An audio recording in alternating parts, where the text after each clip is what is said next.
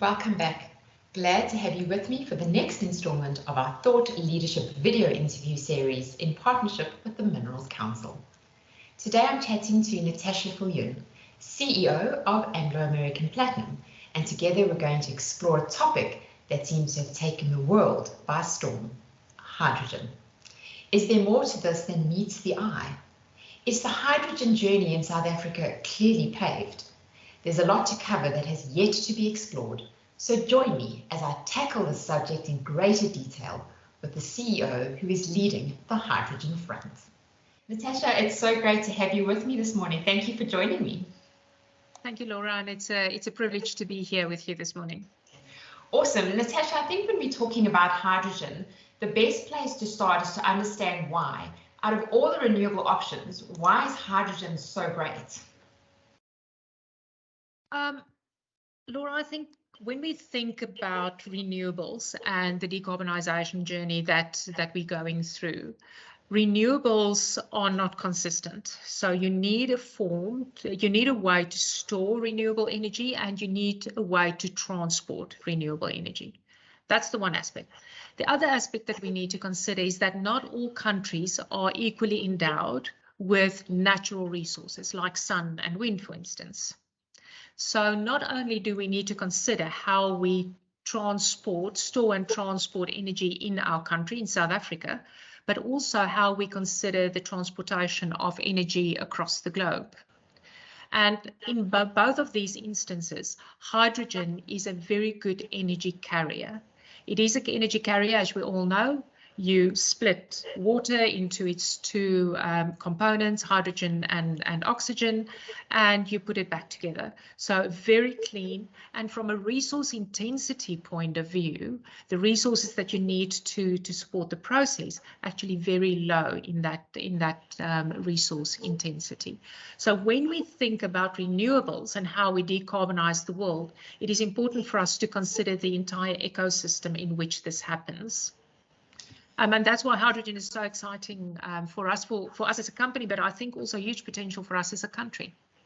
So, Natascha, I'm wondering then, with the awesomeness of hydrogen, what role is it, or what connection is there specifically to PGMs? And within PGMs, which of the baskets of PGMs is connected specifically to that hydrogen? Yeah. So there's two of our elements in our basket, and it's specifically platinum and iridium that plays a role in hydrogen, and it plays a role in two areas. The first one is in the generation of green hydrogen. And there's different ways of generating green hydrogen. There's a number of processes. You have an alkaline electrolyzer process. You've got a polymer electrolyte membrane, or just with we call it our PEM electrolyzers. But there's also ways like our colleagues at Sasol has got a process to produce ammonia, for instance. So there's many different processes of generating a green hydrogen product that can be used for transportation and reuse afterwards. Now, the specific use for our metals are firstly in the PEM electrolyzers, because PEM electrolyzers specifically uses platinum and iridium. And then in all instances, to convert the hydrogen back into water, you need fuel cells.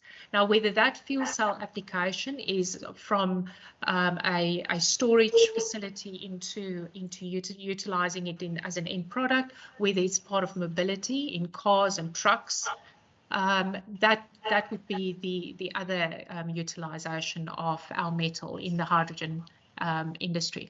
I think there's another important factor, though. I think our metals directly plays a role in hydrogen, but I think there's other aspects we need to consider. Firstly, is the role that we as a company then play in setting strategic direction, setting how do we build the ecosystems that will make hydrogen successful in our country and globally. So our products gives us a platform to also do that work. And then the important role that it will play in our local economic development. And how do we bring that money back as part of the economic development that we so desperately need as a country? not only with job opportunities in the mining sector itself, but how that will translate into job opportunities into a renewable sector as well. Natascha, just going back to those two basket metals that you mentioned, platinum and iridium. So iridium is a small percentage within the basket. So I'm just wondering, is there enough production of iridium to be part of a competitive market where hydrogen is concerned? Yeah, it's a really good question, Laura. And we don't mine for iridium. Exactly. Iridium is a byproduct of what we mine for. So we mine for platinum and palladium, and there's no other iridium mine that exists globally. We get it as byproducts from our PGM mining.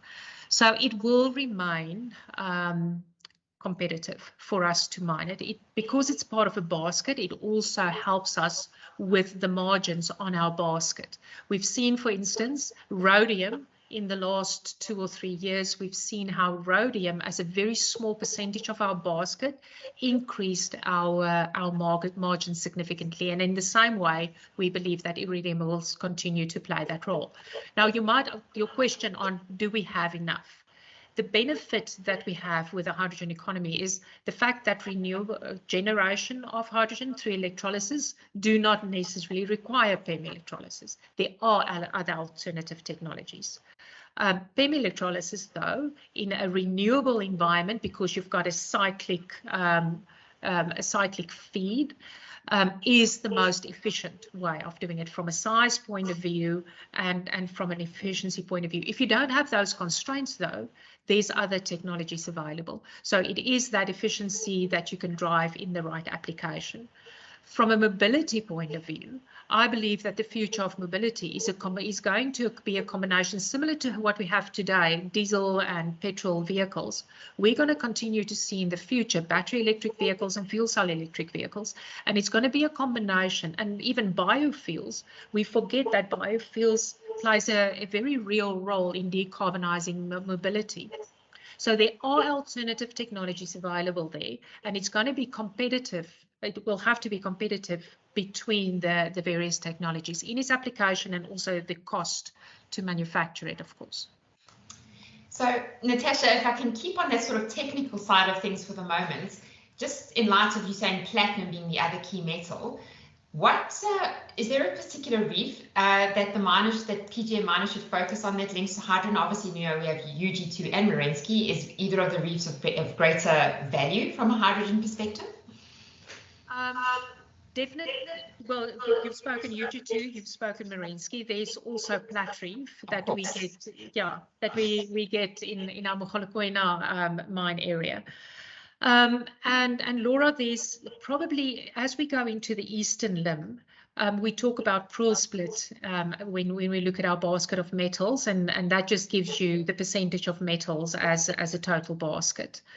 You typically get on your western limb, that would be your mines around Rustenburg area, that your platinum content is generally the highest, with a slightly lower palladium, and then rhodium also, rhodium and iridium associated with UG2.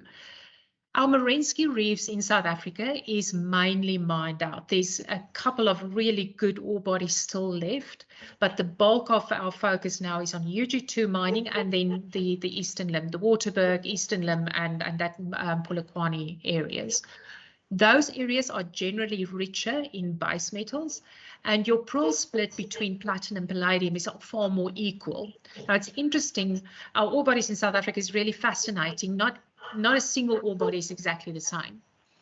If you look across our operations, for instance, you will have operations that's adjacent to each other, and the pool split is different because the mineralogy of the development of our PGM minerals is so unique. So it's difficult. I can't give you a single number because there's literally every mine is different. But as a rule of thumb, platinum content high on the western limb, more balanced when you go into the eastern limb, and your Waterberg kind of areas. So, but you ask, what do we need to focus on? The reality is there's also the western limb is getting to the end of, well, I need to be careful to say it getting to the end of its life, because it's still, when I'm talking about here, there's still 20 years life in that. But generally that area is not as long, doesn't have as long a life as some of your Eastern Limb mines. So, Natascha, I mean, we obviously have a PGM angle in this interview because for obvious reasons. So, does having PGMs specifically in South Africa give South Africa a competitive advantage in the hydrogen economy globally? And if so, why? I think, Laura, there's two things we need to consider. For starters, South Africa is the biggest PGM producer in the world. There's a little bit in the US, and then there's a big palladium producer in Russia. But when we talk about our basket of PGMs and platinum and iridium specifically, it's South Africa. Zimbabwe as well, but it's in, let's go talk Southern Africa. So how does that benefit us as South Africa? I think it gives us, firstly, a seat at the table and most of your big economies, because it is a critical mineral for 38 of the biggest economies in the world has hydrogen as a pathway to decarbonization. They cannot have hydrogen as a pathway without PGMs. So, and because of the fact that we have the bulk of PGMs in South Africa, it gives us a relevant seat at the table to put our requirements for delivering that metal into the world. And I think it's really important for us from a just transition point of view. We talk just transition within the country, which is really relevant and really important for us. How do we replace coal mining jobs with renewable jobs? But there's also a global conversation on how do we make our country relevant from a renewable point of view. And because we have a seat at the table, and because we don't only have PGMs, but we also are endowed with natural resources like wind and sun, it gives us that seat at the table to also become a supplier of renewable energy. Now, somebody criticized me the other day and said, well, let's just look after our own need first and make sure that we have power. Totally get that. But I think it's important for us to understand that bigger context and say, well, what is the art of the possible? Because then we can work towards that. If we then think about manufacturing of membranes for electrolyzers or for fuel cells, for instance, UCT has developed a patent to manufacture a very unique manufacturing process to manufacturing membranes with metal we have in the country. So it allows us to think about what are all of the components that we can do in South Africa, whether it's mining, manufacturing, renewables, and how we bring that into South Africa. You know, Natascha, you said, you know, we have a seat at the global table, so to say, and you've mentioned some new technologies around manufacturing. But let's bring in the topic of skills and expertise. How important is it? But obviously it's very important. But do we have the skill set? What is needed to develop the skills and expertise to actually have and play at that global table? Laura, it's a very interesting question. And the answer would be probably not as much as we need, but I don't think anywhere in the world has. I don't think we're in a unique position as far as South Africa is concerned, because the world is learning what it's going to mean to live with renewables. And the world is developing skills to that extent. If we just think about our hydrogen haul truck, for instance, the skill sets that we've pulled on to develop the integrated system for that powertrain isn't a skill set that was typically, well, it's a fuel cell skill set or it's a renewable skill set. It's skill sets out of other industries that we've pulled. So I think what we have as an opportunity is how do we now keep up with what the rest of the world is doing? Because everybody's fairly on the same playing field if we think about how do we step into the understanding of what the decarbonisation journey is going to look like. And it gives us an opportunity to learn as South Africa, as the world is learning. But we will have to be deliberate on it. Broadly speaking, if we think about technical skill sets, social skill sets, which is actually really important, and we very often not very often. I think we generally underestimate the importance of our social skill sets. As a country, we know that we have a challenge. We have a challenge in retaining those skills. And we do have a challenge in supporting our schools and our tertiary institutions to make sure that they are set up for success to help us develop those skill sets and identifying the new skills that is required for us to step into this space. So that is an area that I think, again, as a mining industry, as a country, we've got significant work to do. So, Natascha, what you've said has led me to my next question, and you can correct me if I'm wrong, but my understanding is that there are other countries that are more advanced in terms of hydrogen production than South Africa, Australia being one of them. Why then is South Africa so far behind, especially when we look at our PGM industry and the potential that lends itself with regards to hydrogen production? I think in terms of just getting into it and do it, we've got a landscape that we're probably starting behind some of our peers, if we think about peers as different countries. We, from a socio-economic point of view, have a big hurdle to overcome in just making sure that we've got reliable and affordable energy, period. And we all know and understand that politically, we have a big challenge in the country on stability, fraud and corruption, making sure that those basic building blocks that we need to have in place to support the economy, that we have those basic building blocks in place. From a mining point of view, and I think now from an energy point of view, with the recent announcements by government, by the Departments of Minerals and Energy around unlocking the potential for private sector to get involved in renewables, I think that was a significant step ahead, and we were behind in that area. Australia, for example, has for many years already had the ability or the policies in place where even private producers, your solar on your roof, you can sell back into the grid. It's something until, 3 weeks ago, we didn't have available to us in South Africa. Now it's available. So from a policy point of view, from an economic environment point of view, from a security stability point of view, I think those are all aspects that we need to address to unlock it for us as a country. So this lends itself to asking how much government is helping facilitate the advancement of this new sector, so to speak. Are the policies and regulations in place, Natascha, and are they helping or are they hindering the movement forward for this economy? Yeah, Laura, until recently, I think if we just think about a year ago, we were on 1 megawatt of self-generation, which then got stepped up to 10 as conversation, and then suddenly to we're at 75 and then to 100, and now there's no limit. So I think our government has got to the point that they understand on the burning platform that we have with Eskom at the moment, of course. Now we've got a big burning platform, and it definitely helps us all to focus our attention on what is required to get us out of this big challenge. So I think the recent announcements is really going to help us significantly. There are details in those announcements that still needs to be resolved, and those are technical details of how do you actually get energy back into the grid, how do you, when we talk about tax benefits, when we talk about selling into the grid, what does it look like? How we've spoken about the fact that we're going to unbundle Eskom, and Treasury is going to take over the debt for Eskom.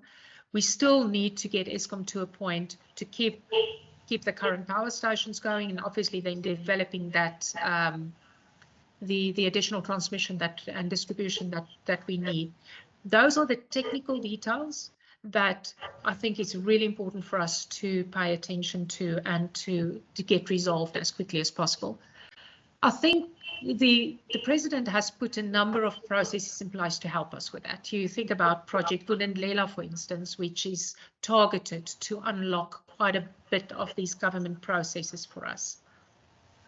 Capability in government, and really making sure that where we've seen this commitments, we see it follow through in actual action, I think is going to be the measure on how quickly we can move on it. We've seen, however, in our own experience, that where we as a company reach out to government for support, we do get it. But I think it needs a far bigger drive and momentum countrywide than company by company. So, Natascha, thank you. Those are some fair comments made, and I think important takeaways from a governance point of view. So I want to look at the bigger picture, and we all know about the amazing hydrogen fuel truck that was launched at Mogalakwena. I want to know, Natascha, is this a game changer for the whole mining industry and maybe even other industries, or is Anglo-American regarding it as a proprietary technology? Yeah, no, this has got huge potential, Laura, and it is for way more than just Anglo-American. I think the importance of this is probably a couple of things. The first thing, it's one of those building blocks of the ecosystem if we consider technology development for application. And what's really powerful about this powertrain is the fact that it's taken all of the downsides of hydrogen, because it's not all upsides. Hydrogen's got these challenges. And the powertrain was developed targeting the challenges that we have to bring hydrogen production online economically. And how do we think about that ecosystem of the powertrain within the truck or any other heavy duty application to make the application economic? Now we're still a little bit away from getting it to break even to ICE, to diesel or petrol, or even to battery. If we look at it, if we think about it, tank to wheel, okay? And it's important differentiation, because if you look at it wider than tank to wheel, and you start all the way from minerals that you have to mine to do battery manufacturing to then that economic equation starts to look very different. Similarly to the economic equation on bringing renewables in for your recharge of your electric vehicle or producing hydrogen. So those economic realities we need to consider. The work that's been done on this powertrain is an important building block. It's not the entire ecosystem, it's an important building block. And it's got application in the heavy duty to any heavy duty application. So as an example, the team, our new gen team who's been working on this, has also been building an order book. And the order book is typically coming from mining houses. Think all the big mining houses globally. Locomotive manufacturers. Think globally. So that kind of application doesn't only look at the technology for the heavy duty application, doesn't look at all the economics of it, but also several other heavy duty applications. The other thing that's important is there's an inherent misunderstanding around the safety of hydrogen. And a significant amount of work has gone in to prove and to put the systems in place to ensure that that system is safe. Very often, even in light duty applications, people are concerned around if you have a hydrogen refueling station or hydrogen in your car, how safe is that? So quite a number of the pieces of work that happened targeted the safety around a hydrogen system. So, South Africa's on the start of its hydrogen journey. Where are we going to be, in your opinion, in the medium to long term view or future for South Africa? Where does hydrogen fit into that? So I think firstly, it is continuing having a viable mining industry. Now, if you consider 500,000 direct jobs, multiply by 10, it has got a significant economic contributor to the country. That's the first thing. The second thing is, in collaboration with government, like the Department of Science and Innovation, we have developed use cases, because it's not only us as a company or as a mining industry, but government has also taken it on to say, well, how do we build use cases? And we've got the hydrogen value in the hydrogen corridor that's been developed in collaboration, private-public collaboration.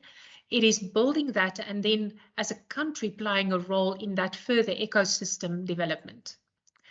Then the other aspect of it is, how do we think as companies within South Africa on how do we decarbonize ourselves? And those applications become really interesting, because it isn't only how we decarbonize the world, but if we think as companies, how do we bring renewables in? How do we use hydrogen in our own applications? All driving the scale at which hydrogen gets rolled out. And a big portion of making hydrogen more economic is scale at the moment. And that's why it's so important that if we consider 38 of the biggest countries in the world's got hydrogen as a key part of the decarbonisation strategy, the amount of capital that's being deployed in electrolysis capacity globally, we become a very important role player in that bigger economic driver globally, and then making sure things like the hydrogen corridor gives us opportunity to develop our own skills, because it's a use case, we apply it, we're going to make mistakes, no doubt, and we're going to learn. And through that learning, we build the skills for us as a country. Oh, the opportunities are clearly great if we really harness them correctly. Natascha, this is a question as we come to the end of our interview that I like to ask all our CEOs, and it generates some very interesting responses. So Natascha, if you were president for a day, what 3 interventions would you make to ensure South Africa has a thriving hydrogen economy? I think the first important thing for me is security and stability in the country. I think if we consider fraud and corruption, crime, it becomes such a big blocker for everything we do. If we consider our procurement mafia, the amount of work that we as the amount of time I as a CEO spent on work that should be done by government in the space of security and addressing crime, it is not private sector's work to do that. We don't have a mandate to do that either. So I think without exception, if we think about our SOEs, if we think about Transnet, if we think about Portnet, the Eskom, the impact of crime, corruption on those SOEs is just absolutely extraordinary. And I think government's doing a lot. I think building capacity and also making sure that the teams that's working, like the police, like the NPA, is appropriately resourced to do the work that they need to do. I think that has to be the primary focus on it. The second thing is unlocking the private sector's hands. Private sector has agility and ability to build business and build the economy that government doesn't have. And unlocking their hands in like the recent announcements on removing the cap, allowing the private industry, but with the private sector, to generate our own energy. I think it's going to be important to make that link between the private sector, energy generation, and Eskom. That link is going to be really, really important. That's part of how we unlock the private sector to do what the private sector is best done, will do the best. I think that's the second one. And the last one, you've touched on it, is skills development. How are we very targeted from all the way from schools, tertiary education, to consider what we need as a country for our own transition, but how do we generate the kind of people in our country that we are desperately in need of to take our country to the next step? And that skills development, I think, is irreplaceable. And I think those are the 3 areas that I will be focusing on. Brilliant. Natascha, as we come to the end, I'm just so grateful to have chatted about something that really holds such future prospect and prospectivity for South Africa. It's been an absolute pleasure to chat to you about it and to learn about the vision and where we could go as a country. I want to thank you for your time. Thank you, Laura, and thank you for giving me the opportunity to talk to you. It was a real pleasure.